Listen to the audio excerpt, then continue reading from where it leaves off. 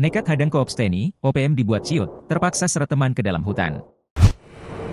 Kelompok separatis teroris, KST, OPM Papua harus membayar kebrutalannya dengan darah saat nekat menghadang prajurit TNI dari Komando Operasi, Koops, TNI Habema. KST OPM dipaksa menyeret tubuh rekannya sendiri ke dalam hutan dalam kondisi terluka akibat tertembak dalam bentrok senjata dengan pasukan Operasi Koops Habema. Berdasarkan siaran resmi Dinas Penerangan TNI Angkatan Darat, Rabu 5 Juni 2024, jadi ceritanya begini, saat itu pasukan operasi khusus Koops Habema TNI sedang bergerak menuju Kampung Basemba, Distrik Sugapa di Kabupaten Intan Jaya, Provinsi Papua Tengah. Pasukan tempur Koops TNI Habema bergerak ke Sugapa setelah mendapatkan informasi bahwa OPM sedang menebar teror di distrik itu. Mereka mendatangi warga dan meminta secara paksa bahan makanan. Warga yang tidak patuh langsung disiksa secara kejam. Atas informasi itu Koops TNI Habema langsung dikerahkan dengan cepat ke Sugapa untuk menyelamatkan warga agar tidak ada korban jiwa. Hanya saja dalam perjalanan menuju Sugapa, di perjalanan ternyata OPM sudah mengatur siasat busuknya.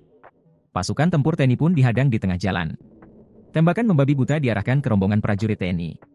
Pasukan Koops Habema nggak mau tinggal diam saja, malahan dengan penuh keberanian prajurit TNI bergerak memburu OPM hingga bentrok senjata tak terhindarkan. OPM dibuat terdesak dan dibuat mundur ke arah Kampung Wandoga. Dari pantauan Koops Habema terlihat ada 3 anggota OPM bersenjata beserta rekan-rekannya bergerak mundur. Pada satu kesempatan, Koops Habema mengarahkan tembakan terbidik ke arah OPM bersenjata dan tembakan tepat mengenai sasaran. OPM yang tertembak pun tumbang.